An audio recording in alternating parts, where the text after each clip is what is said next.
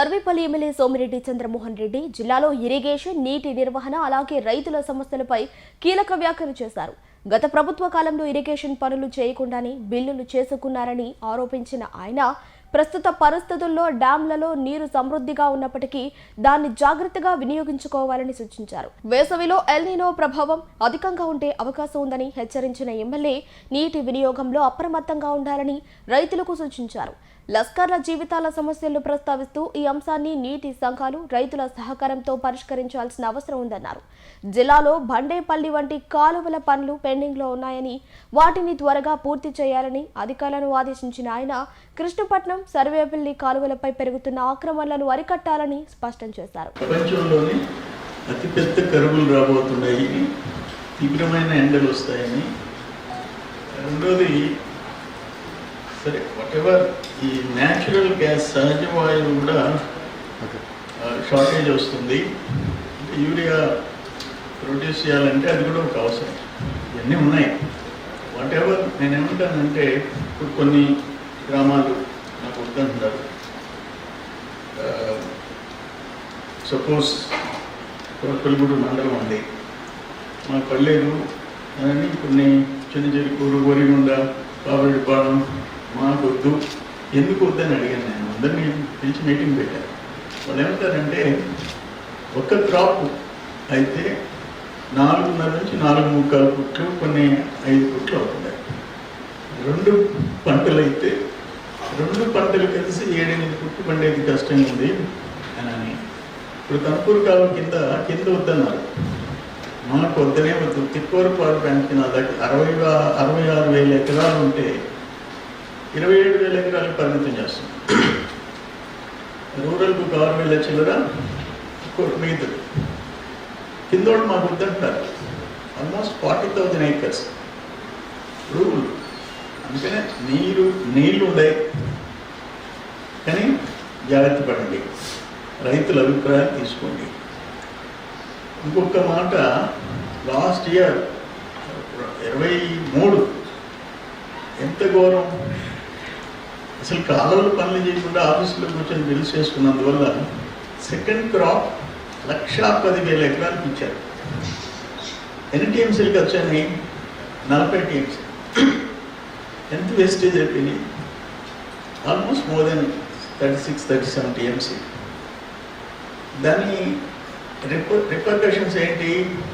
First crop 3.5 లక్షల ఎకరాలకి కావుల కాలువ, పార్ట్ ఆఫ్ ఉత్తర కాలువ కండలేరు కింద, గూడూరు డివిజన్ 0 ఫస్ట్ క్రాప్.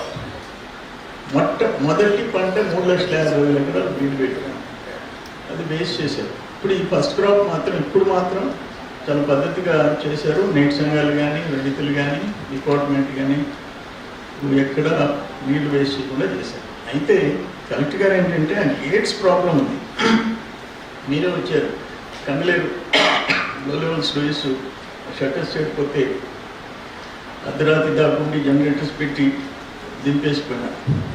ఇప్పుడు ఆ గేట్ ప్రాబ్లం ఉన్నాయి, సొంతల గేట్లలో లీకేజీలు ఉన్నాయి, కండలేరు కింద సముద్రానికి పోతానే ఉన్నాయి. ఇప్పుడు కూడా ఇటువంటి వాటిల్లో మనం స్పెషల్ కేర్ తీసుకోవాల్సిన అవసరం ఉంది. ఫండ్స్ ఎట్లా ఫండ్స్ విషయంలో కోఆర్డినేట్ చేస్తారో కూడా కలెక్టర్ గారి స్పెషల్ కేర్ తీసుకోవాలి. ఎందుకంటే ఒక్క బొట్టు నీళ్ళు వేస్ట్ అయినా దానివల్ల నష్టపడతాం. అది ఇవన్నీ అట్నే లస్కర్స్. నేనేమంటాను, 200 ఎకరాలు ఇప్పుడు వాడు పెట్టుబడి 30,000 వాడు పెడుతున్నారు, మినిమం 30,000. 200 ఇప్పుడు ఆ లస్కర్ల జీతాలు ఇవన్నీ ఉన్నాయి. సగం కలెక్ట్ అయినా వాళ్ళ సమస్య తీరిపోతాయి కదా.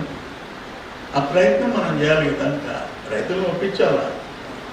ఇప్పుడు మన గవర్నమెంట్ వచ్చిన తర్వాత మ్యాక్సిమం ఏ రైతుకి ఆ రైతు చేసుకోమంటున్నాం. నీటి సంఘాలను మెయింటైన్ చేయమన్నాం. ఫస్ట్ ఇయర్ నీటి సంఘాలు రాకపోతే టెండర్స్ ఇచ్చేసాం. 3 లక్షలైనా, 5 లక్షలైనా, 10 లక్షలు. వాళ్ళ గవర్నమెంట్లో అది కాదు కదా ప్యాకేజ్. 30-40 వర్కులు కలిసి 3 కోట్లు ఆఫీసులో కొంచెం బిల్లులు చేసుకున్నాం. దాని ఫలితం 35 టీఎంసీలు పోయింది.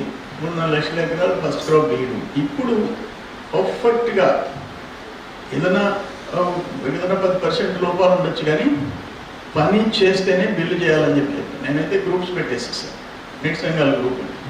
వాళ్ళు GPS మ్యాప్ లొకేషన్ పెట్టి ఫోటో పెట్టాలి, కాలువ పనిచేసి వాళ్ళకే డిపార్ట్మెంట్ బిల్ చేయాలి. ఇంత స్ట్రిక్ట్గా మనం చేసుకుంటున్నాం. దానివల్ల రైతులకి చాలా ఉపయోగం. అనేటప్పుడు ఇది కూడా కలెక్ట్ చేసేది చూసుకోవాల్సిన అవసరం ఉంది. నీటి సంఘాల నాయకులు ఇష్టం. ఇప్పుడు కనుపూరు కాలువ ఎగ్జాంపుల్ 66,000 ఎకరాలు ఉంటే మనకు రూరల్ భవనం ఏదో ఒక 20,000 ఎకరాలు చాలు అనుకున్నాం.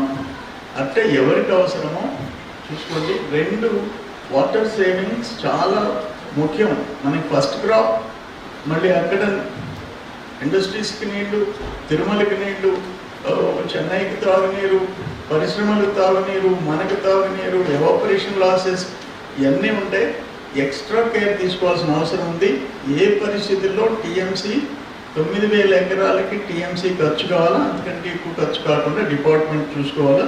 దయచేసి మీరు నీటి తీరువ ఎంతో కొంత కలెక్షన్స్ మొదలు పెట్టించారు అని ఇమ్మీడియట్గా వాళ్ళకి ఇచ్చేసేస్తాం. లస్కర్